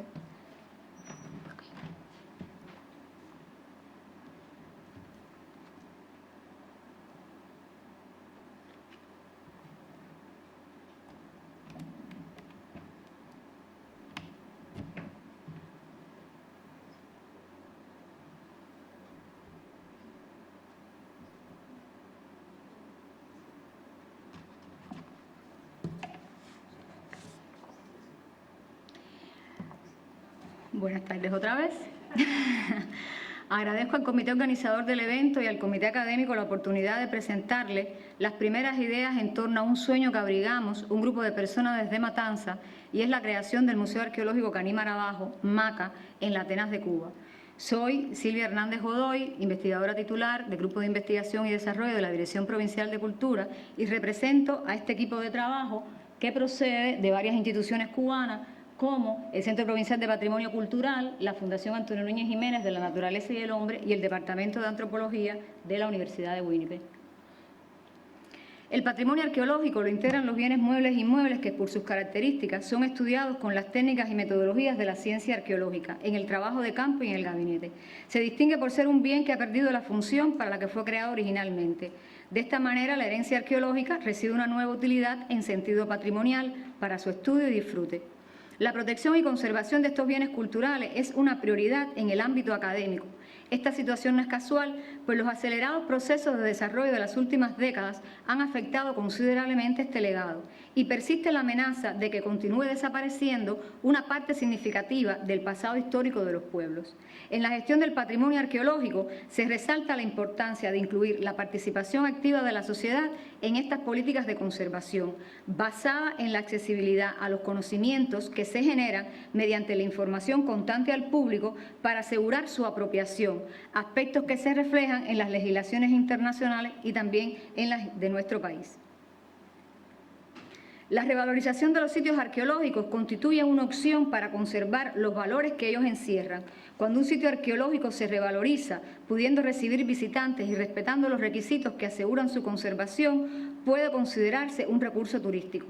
La valorización turística del patrimonio arqueológico se considera un mecanismo efectivo para contribuir al desarrollo económico y social de la comunidad local. Los puntos anteriores son resaltados en la nueva legislación patrimonial cubana, que en el artículo 75 plantea la importancia de atribuir al patrimonio cultural una función en la vida colectiva e integrar su protección en los instrumentos de ordenamiento territorial y urbano a partir de priorizar la investigación en los ámbitos de la arqueología, la historia y los procesos socioculturales, favorecer su uso sostenible y la transmisión de su significado en la vida colectiva de los ciudadanos e incentivar la gestión sostenible y la generación de beneficios para las comunidades. Según la Organización Mundial del Turismo, los sitios arqueológicos son considerados atractivos turísticos y destacan entre los más importantes a la hora de estructurar servicios y productos turísticos relacionados con la arqueología. El proceso de puesta en valor de dichos recursos derivaría en el Museo de Sitio como producto turístico.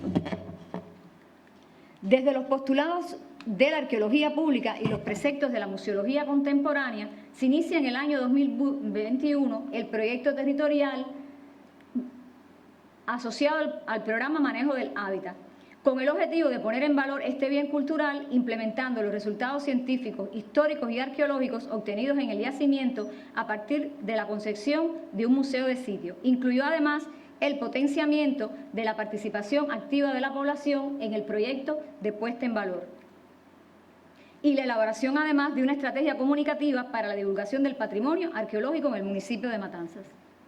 El sitio arqueológico Caní Marabajo se encuentra en la costa norte de la provincia, aproximadamente a 40 metros de la orilla sureste de la arteria fluvial, en un área de uso público del paisaje natural protegido Valle del Río Canímar.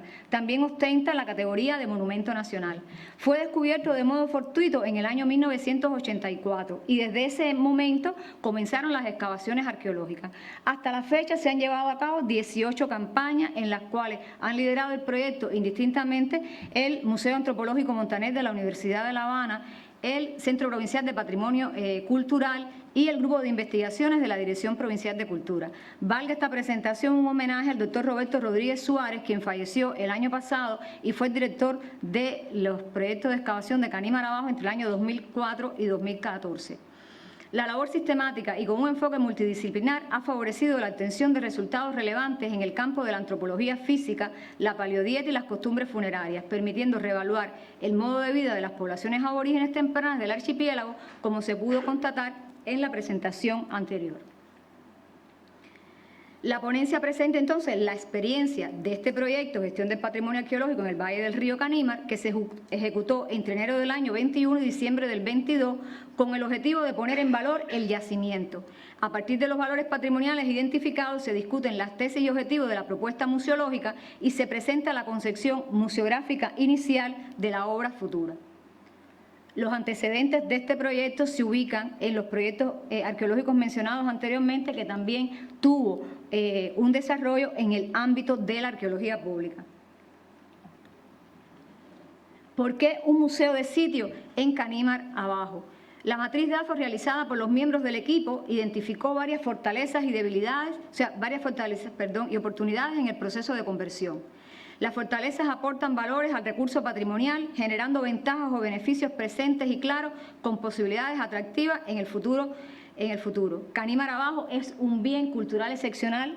Ya en la ponencia anterior vimos algunos de los puntos importantes que validan esta caracterización y lo veremos en la próxima diapositiva.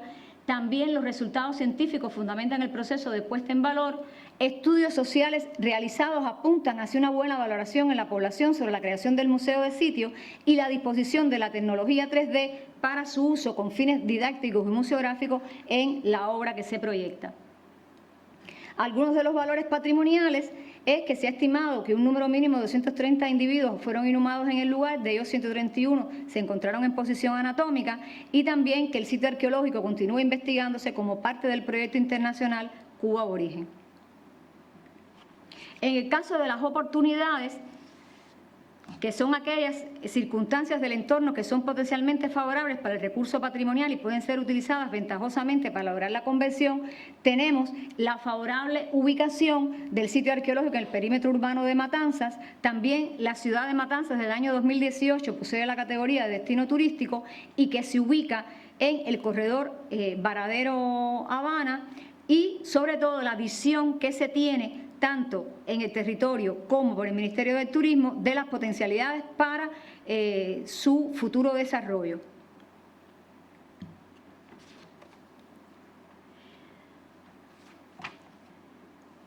El área donde se construirá la obra arquitectónica de nuevo tipo posee una dimensión de 18.070 metros cuadrados. Tiene como límites físicos el Farallón y paralelo a este la margen del río Canima. Dentro del área se encuentra el cementerio aborigen, que en esta, por supuesto, ahí no se va a hacer ninguna obra. La obra constructiva va a ser fuera de este lugar y, por supuesto, antes de comenzar cualquier tipo de movimiento, se realizarán labores prospectivas. El proyecto de ideas conceptuales se concibe con 2 niveles y planta libre. Los 2 niveles se expresan como uno en fachada. Se ubicará sobre pilotes que se desarrollen 2 cuerpos de forma circular unidos por una galería techada. La circulación se realizará a través de una rampa que se establece desde el acceso terrestre, o sea, va a tener acceso por la arteria fluvial, pero también por el acceso terrestre, y sobre todo esta pasarela permitirá que los futuros visitantes puedan presenciar las labores arqueológicas cuando se estén llevando campañas de excavación. Se trabajará con ecomadera, material elaborado a partir de plástico reciclado y también madera. En la planta libre contará con un espacio que sirve de antesala al museo y en el cual se podrá ubicar espacios de venta de souvenir para los visitantes, y en esta área se ubica una escalera helicoidal que permitirá el acceso al primer nivel del museo de sitio. En el segundo bloque, la cubierta se plantea que va a tener una pendiente del 20% para la colocación directa de paneles solares, y el diseño del inmueble además tendrá un empleo óptimo de la iluminación natural. El proyecto arquitectónico, por supuesto, estará estrechamente vinculado al proyecto museográfico, porque no solo será contenedor de las piezas, sino parte en sí mismo de la museografía, aprovechando las visuales del inmueble a construir y las alturas para colocar paneles que muestren la estratigrafía del sitio arqueológico. La relación de los locales se observa en esta diapo, y también está previsto concebir baños secos vinculados a los baños convencionales. En la planta baja se van a incluir las áreas expositivas, un laboratorio interactivo y una sala de proyección 3D, y en el edificio circular también, pues en el segundo edificio también contará con salas de exposición y un taller de investigación, que en este caso será para cuando el personal del futuro museo esté trabajando con el estudio de las colecciones, también sea parte visitable. La propuesta expositiva se sustenta en la estructura conceptual del guión museológico, que tendrá en cuenta las piezas, su investigación, el espacio y el público. Se propone como título de la exposición Canímar abajo y el poblamiento temprano en la cuenca hidrográfica del río Canímar, Matanzas, Cuba. Será una exposición de carácter permanente, y las tesis y objetivos van a estar relacionadas justamente con los resultados de investigación que se han obtenido en el sitio, sobre todo para reevaluar el modo de vida de las poblaciones aborígenes tempranas del archipiélago cubano y del área de las Antillas. Entre los objetivos específicos estará destacar la relevancia del sitio arqueológico en este escenario, también mostrar las características biológicas y culturales de la población que ocupó el yacimiento, sus costumbres funerarias y su relación con el entorno geográfico y paisajístico, y evidenciar la importancia de la ciencia arqueológica para lograr el conocimiento de la sociedad humana a partir de las evidencias materiales. Se estudiaron un total de 163 piezas, entre ellas piezas líticas de concha, también de hueso, además de los restos faunísticos. En este caso es importante, pues, comunicar que los materiales recuperados en las excavaciones de Canímar abajo se encontraban custodiados por Museo Antropológico Montaner de la Universidad de La Habana, y por acuerdo de la Comisión Nacional de Monumentos entre el 2018 y el 2019 se trasladaron a Matanzas, aunque todavía haciendo todo este tipo de estudios, pues se han identificado que faltan piezas que, bueno, trabajaremos en esto próximamente. En sentido general, pues el guión museográfico lo van a componer pues paneles dobles de PVC, acrílico, vitrinas, carteles, impresos, y sobre todo ya está identificado la estructura de ese guión museológico, en el cual, además de presentar los resultados científicos de Caní Mar Abajo, la intención es contextualizarlo en el área circuncaribe, a partir de la ubicación y caracterizaciones de otros sitios del área de las Antillas. También, pues, presentar las características ecológicas del Valle del Río Canímar a partir del estudio de los restos faunísticos. En el caso también de las costumbres funerarias, se van a utilizar materiales didácticos ya generados por las investigaciones del proyecto Cuba Aborigen. Aquí pueden ver el plano, o sea, la planta del sitio arqueológico. Esta área es la que ha sido intervenida. Y bueno, ya estos son imágenes generadas de los proyectos de sistemas de información geográfico que se tiene con la ubicación de los enterramientos. En el caso de la cultura material, pues también será uno de los elementos importantes a ser precisados en el diseño museográfico. MACA contará además con una sala de exposición temporal con el objetivo de mostrar a sus visitantes piezas arqueológicas de otros sitios aborígenes de Matanzas, Cuba y el Caribe, atendiendo los requisitos establecidos en la Resolución 48 del año 2020 del Ministerio de Cultura. Se propone la categoría especial a MACA, que también brindará otros servicios a sus visitantes y será una oportunidad para generar nuevos empleos a la comunidad local con la que se ha trabajado durante todo el proceso de su concepción. Leo las conclusiones rápidamente. El proyecto territorial, gestión, manejo y protección del patrimonio arqueológico en el Valle del Río Canímar, el sitio Caní Mar Abajo, ofrece una oportunidad de valorización de este patrimonio arqueológico local como recurso endógeno que potencie el desarrollo en el escenario territorial. Este constituye el primer esfuerzo en la provincia en aras de recuperar un patrimonio arqueológico mediante acciones priorizadas y conjuntas a fin de lograr mejorar el estado socioeconómico y cultural de la población local. Constituye un rescate del primer capítulo de la historia de Cuba a las comunidades aborígenes y será además otro atractivo para la ciudad de Matanzas, declarada ciudad turística en octubre de 2018, que demuestra la presencia de las comunidades amerindias en nuestra historia a partir de la gestión del patrimonio cultural de la ciudad, acción que favorece la divulgación de la historia del territorio y prestigia socialmente a la arqueología y a sus profesionales. Muchas gracias. Congreso Internacional de Patrimonio Cultural, del 3 al 5 de mayo en el Museo Nacional de Bellas Artes, dedicado al centenario de Marta Arjona Pérez, Servando Cabrera Moreno y Antonio Núñez Jiménez. En el marco del Congreso, sesionará la 19ª edición del Coloquio Internacional Ernest Hemingway. Congreso Internacional de Patrimonio Cultural, del 3 al 5 de mayo. El primer antimonumentos que se colocó en Chihuahua, ese estado ya fronterizo, con la frontera con Estados Unidos, que se titula La Cruz de Clavos, fue retirado al día siguiente y fue colocado un segundo antimonumento titulado igual, La Cruz de Clavos, y esta vez se hicieron guardia durante semanas, ¿no? Incluso hicieron movilizaciones para que permaneciera ahí.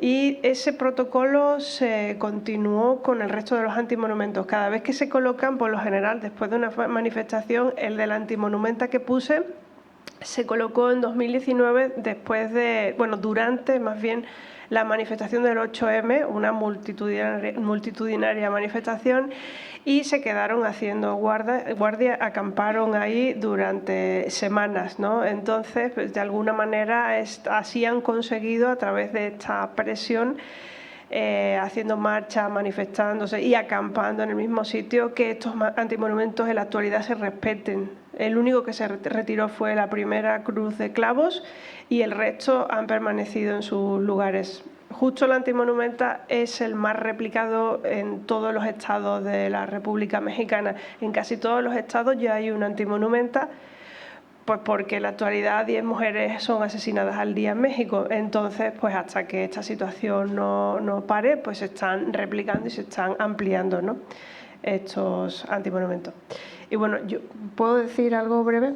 Bueno, yo como sevillana, residente en México desde hace ya 8 años, la verdad es que por lo bien que me ha recibido ese país desde el inicio, porque llegué con una beca de investigación y creación artística, la verdad me siento en deuda con él y por eso siempre procuro presentarme a congresos para de alguna forma dar a conocer tanto sus problemas sociales, pero sin minimizar todo su patrimonio cultural, pero sobre todo evidenciar ese patrimonio humano, ¿no? Ese patrimonio humano que está combatiendo pues la rabia, la impunidad y el dolor con estas prácticas artísticas, ¿no? Con humanidad, ¿no? Entonces, de verdad, me gustaría que eso alguna vez eclipsara todas esas horribles problemáticas, ¿no? Que seguramente salen en las noticias internacionales, ¿no? Bueno, gracias. Thank you. I'm just going to be brief, but maybe just to pick up also on your study. When you were presenting, I picked up some similarities with what we're doing and also some of the challenges in South Africa, especially in terms of the disappearances.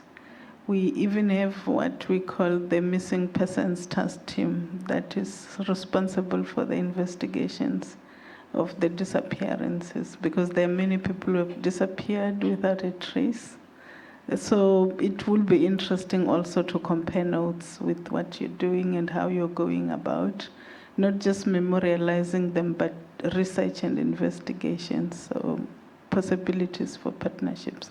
And also what you were saying, I think to compare notes, to learn from each other in terms of how best to memorialize and how best to investigate and present the information and sharing of knowledge and experiences to see, and maybe also possibilities of partnerships, especially on common themes and common knowledge and common heritage. The heritage of slavery, we may have experienced it differently, but it's still the same story. Issues around solidarity and how do we package the story to move beyond regions and it becomes one humanity, story of humanity and their experiences in their journey of life. Thank you. Bueno, si no hay otros comentarios, entonces damos por concluida la sesión de trabajo y los invitamos a comer.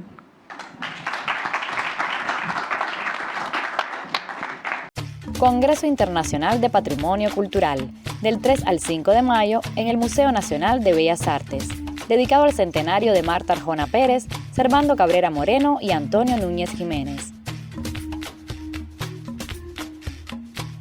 En el marco del Congreso, sesionará la 19ª edición del Coloquio Internacional Ernest Hemingway. Congreso Internacional de Patrimonio Cultural, del 3 al 5 de mayo.